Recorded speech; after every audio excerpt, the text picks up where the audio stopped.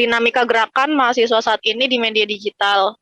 Sebenarnya kalau yang kita jumpai di sekarang-sekarang kan rata-rata media ini sebagai alternatif gerakan, apalagi kemarin semenjak pandemi ya, apa sering banget si media digital ini ya jadi alternatif utama gitu. Kalau misalkan benar-benar nggak bisa turun ke jalan kayak gitu. Dan untuk pergerakan yang ini tuh cukup masif karena dari satu ke lainnya itu berita dan segala macam itu terus terus mengalir gitu. Terutama kalau dari bangsa mahasiswa sendiri, kita sering banget untuk ngerespon atau nge-repost kabar-kabar di daerah. Nah, kabar-kabar di daerah ini rentan banget nggak diketahui publik gitu. Makanya efektivitas gerakan mahasiswa dalam media sosial sebagai saluran partisipasi dan opini publik, nah ini udah tepat sasaran banget gitu. Dan mahasiswa juga sekarang udah jadiin media sosial buat apa ya, tempat mereka menuangkan kritikan sebelum mereka aksi. Rata-rata mereka bakal nge-share infografis atau edukasi lainnya seputar isu yang lagi mereka kawal. Nah, gerakan-gerakan ini tuh belum ada gitu di tahun 90-an, maksudnya gerakan media ya gitu. Seperti masifnya masih ke lewat selebaran, terus banner-banner atau segala macamnya yang emang bentuknya itu adalah hard gitu, hard copy seperti itu. Pertumbuhan media sosial. Nah, ini dari laporan Hotsuite, We Are Social menunjukkan dominasi kalangan muda usia 25 sampai 34 tahun dalam penggunaan media sosial di Indonesia.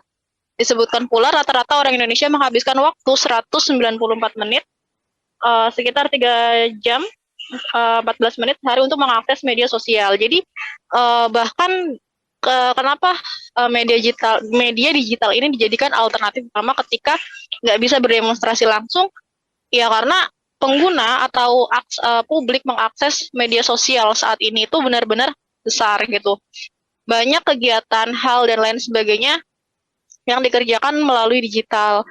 Ketika internet dan media sosial hadir sebagai medium baru, layanan media sosial yang dengan mudah diakses melalui smartphone dan aplikasi lainnya atau perangkat lainnya itu termasuk cara yang dijadikan satu cara gitu, satu taktik untuk menyebarkan berita-berita kayak gitu. Jadi ini udah masuk banget ke gerakan mahasiswa sekarang kayak gitu. Biasanya mereka bakal masif nyebarin satu kajian, satu infografis secara masif melalui sosial media, dan mereka juga tetap membuat diskusi atau lain sebagainya kayak gitu. Nah, ini insight dari bangsa mahasiswa ya. Untuk followers sekarang udah 240 sih. Ini 240 ribuan. Nah, ini belum aku update lagi. Terus follower yang bertambah juga terus setiap setiap harinya itu terus nambah ya. Apalagi kadang kalau misalkan kita bawain satu isu di mana kabar-kabar di daerah, nah itu otomatis banget nih banyak yang follow dan banyak yang respon, banyak yang share kayak gitu. Terus dalam 30 hari kita bisa menjangkau sampai 1 juta lebih pengguna media sosial. Dan di Reels kita bisa menjangkau 1.100 pengguna, 522 ribu postingan, 72,4 ribu video, dan 54.1 story. Terus di website kita juga udah sekitar 4.977 yang klik gitu. Jadi yang profile visit kita juga cukup banyak. Dan dari media lain, karena sekarang kan kalau Instagram modelnya kolaborasi ya. Jadi kita sering banget nih kolaborator sama teman-teman daerah, kolaborator sama aliansi atau koalisi lainnya, di mana ya itu tujuannya juga agar berita-berita mereka juga bisa tersebar. Dan kita juga nggak lupa untuk ngefilter berita-berita apa aja yang kita sebar. Takutnya kan ini berita hoax dan segala macam kayak gitu. Jadi kita ada juga buat ngecek and balance-nya. Terus di bangsa mahasiswa ini juga aktif banget ya buat bikin satu, kita tuh ada bagian jaringan di dalam bangsa mahasiswa untuk menjaring teman-teman daerah, menjaring teman-teman yang maksudnya di sini kurang gitu insight di media sosialnya. Jadi kita bantu melalui kolaborator itu. Jadi kita kadang nggak yang BM mau nge-share materi beritanya nih sendiri aja gitu, enggak, tapi kita bisa kolaborasi kayak gitu.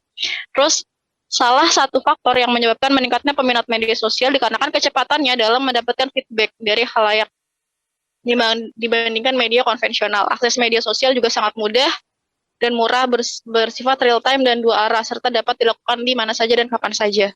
Nah, ini kenapa gerakan di digital ini juga sekarang dipakai banget, karena itu gitu.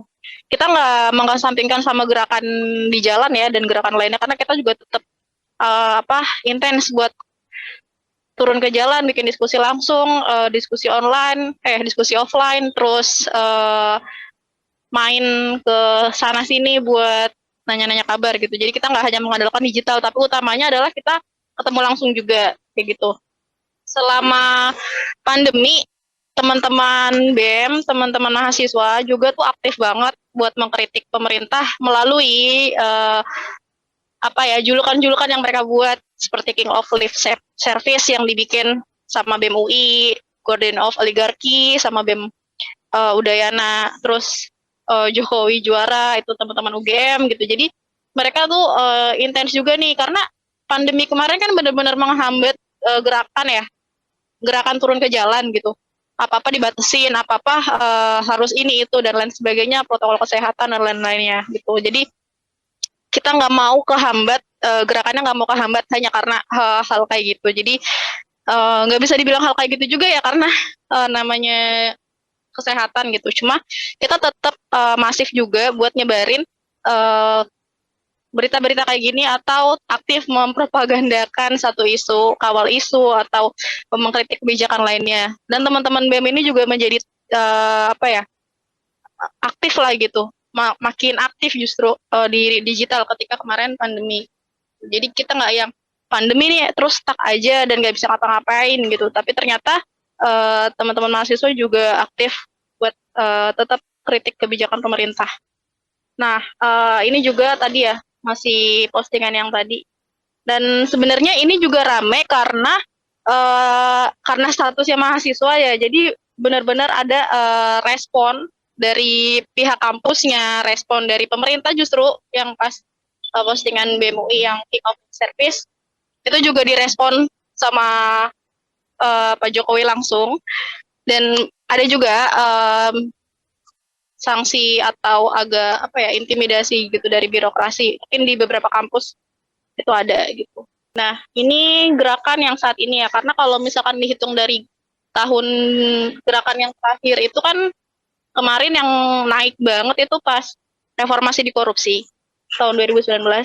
Itu jujur sih benar-benar media digital ini dijadiin poin utama banget buat menyebarluaskan kajian, infografis, kabar-kabar dan berita lainnya seputar di daerah dan lain-lain. Itu jadi tempat atau jadi poin utama, center of information. Jadi sempat di sebelum reformasi di korupsi itu akun-akun LSM atau NGO dan termasuk bangsa mahasiswa sendiri ini followersnya itu nggak sampai ribuan kayak tadi, masih sekitar 5.000 ke bawah. Terus semenjak dari reformasi di korupsi ini followersnya naik gitu. Dan justru bangsa mahasiswa aja followers atau orang yang mengunjungi akun bangsa mahasiswa ini justru lebih banyak bukan followers dari bangsa mahasiswa, melainkan di luar followers yang mengakses akun bangsa mahasiswa. Jadi seberapa orang butuh informasi. Jadi tuh info-info kayak gini tuh udah jadi kebutuhan juga buat mereka dan jadi konsumsi mereka juga kayaknya di media sosial gitu. Jadi mereka bakal terus penasaran, dicari tahu terus, dan itu akhirnya pesan-pesannya atau informasi yang di-share juga jadinya sampai ke mereka. Nah, yang baru-baru ini juga seputar blokir Kominfo ya. Sering banget ngadain aksi media di Twitter buat naikin tagar dan apa serangan udara lainnya seperti yang paling sering sih Twitter ya kalau buat naikin trending topik gitu. Di ini apalagi yang kemarin Kominfo itu sampai trending topik dunia. Terus yang RKUHP RUKUHP itu juga sempat rame, bahkan direspon juga ya sama influencer atau selebgram atau komika gitu. Itu benar-benar termasuk ke gerakan media juga karena akhirnya ada juga nih yang merespon gitu. Karena ya mereka ini sebenarnya orang-orang yang bisa menjangkau lebih banyak gitu dan karena akhirnya direspon itu jadi satu gerakan yang makin meluas lagi kayak gitu. Untuk sekarang tagar yang reformasi di korupsi itu sebenarnya udah berganti di semua bisa kena karena RKUHP ini kan sebenarnya juga udah diurusin ya atau diurusin secara pengkawalan isu kebijakan terus gerakan itu dari tahun 2019 dan bahkan sampai memakan korban juga gitu. Tapi ya namanya pemerintah kalau emang udah maunya A ya A mungkin ya, jadi ya tetap aja mereka bakal ngesahin UU yang bodo amat penolakannya gitu di publik. Karena yang kalau dilihat-lihat UU yang udah pada lolos ini ada UKPK, revisi UKPK, terus eh, Cipta Kerja, kayak gitu kan udah pada lolos. Nah ini yang RKUHP lagi dikawal terus karena tadi siang juga berada dari bangsa mahasiswa habis ngeliput aksi simbolik di Kemit Plaza, di mana di situ ada sosialisasi RUU KUHP dan undangannya ini sebenarnya nggak sampai gitu ke teman-teman LSM, mahasiswa, buruh, dan masyarakat lainnya yang ada di list undangan, tapi undangan itu nggak sampai ke mereka. Terus jadinya kita ada simbolik di sana, dan itu juga sempat dapet apa ya agak alot juga gitu sama polisi. Terus di konferensi pers juga tadi kita juga sempat ada ya mungkin banner-banner yang dipakai juga langsung disuruh tutup dan segala macam itu jadinya kan kayak ya KUHP belum disahkan aja ya mereka udah kayak gitu tuh. Terus jadi kan gerakan-gerakan kayak gini, gerakan di media dan gerakan turun ke jalan itu harus jadi satu kesatuan yang bisa apa ya menembus sana sini gitu baik di udara ataupun di darat gitu. Nah, solusi ke depan untuk menjawab tantangan aktivisme saat ini.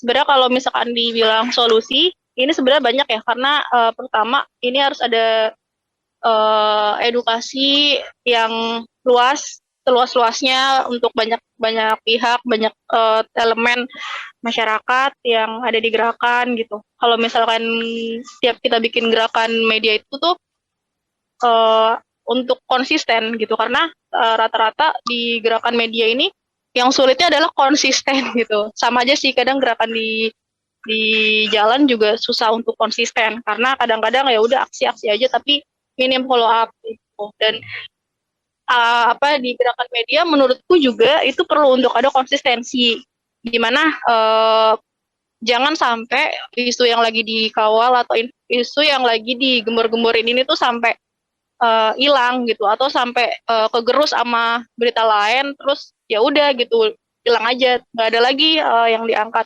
apalagi kondisinya nih si isu ini belum clear belum kelar gitu dan banyak pihak juga yang sebenarnya kayak masih egois misalkan kayak yang ini mau A yang ini mau B gitu sebenarnya wajar ya kalau misalkan perbedaan pandangan dan segala macam itu tuh wajar banget. Nah, ruang diskusi dan lain-lainnya itu terbuka secara luas gitu. Cuma pada akhirnya ya kita harus ngurang-ngurangin egonya gitu. Kadang-kadang ada yang ini sifatnya mana individual, mana yang kelembagaan, mana yang lebih luas lagi gitu. Jadi mungkin itu yang harus dipikirkan karena kadang-kadang gerakan media aja masih suka bergesek gitu.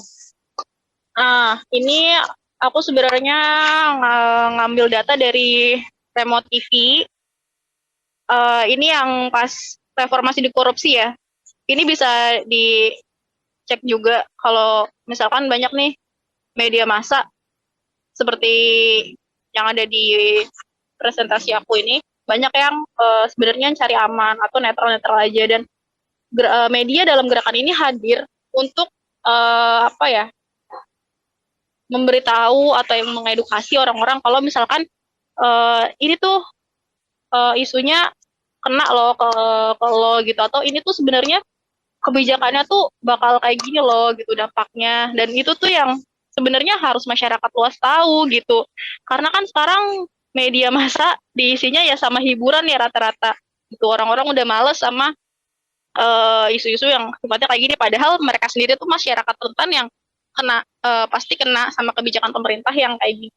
Dan bisa dilihat juga nih yang cari aman atau netral-netral aja itu juga yang mana, atau yang mana yang lebih banyak memberitakan yang kontra-kontra gitu, itu juga bisa kelihatan gitu. Jadi secara nggak langsung media massa emang ya lekat banget sama pemerintah, karena kan banyak ya dari elemen pemerintah yang masuk ke dalam media massa juga, pemegang ya bisa dibilang kayak gitu. Jadi ya media massa saat ini menurutku udah nggak sehat gitu, maksudnya udah nggak lagi netral untuk memberitakan, atau bukan netral sih, lebih kepada tujuannya mau kemana sih gitu. Kalau misalkan berita ini harusnya sampainya ke masyarakat, harusnya yang diberitakan adalah dampak-dampak yang kenanya ke masyarakat gitu, bukan lagi menyoal soal mengagung-agungkan pemerintah dan lain sebagainya, karena beritanya akan dikonsumsi masyarakat gitu, bukan hanya dikonsumsi uh, pemerintah gitu, tapi secara luas adalah masyarakat yang kena dampak. Jadi harusnya berita itu hadirnya ya untuk mengedukasi atau memberitakan hal-hal yang sifatnya lebih luas lagi, yaitu masyarakat gitu. Kalau pembuat kebijakan kan ya mereka bikin kebijakan yang emang bikin enak mereka aja gitu kan. Dan itu yang luput dari pemberitaan. Nah, oleh karena itu gerakan mahasiswa harus hadir dalam digital dan bersuara lantang mengabarkan kondisi bangsa, mengawal berbagai kebijakan pemerintah melalui kritiknya secara masif.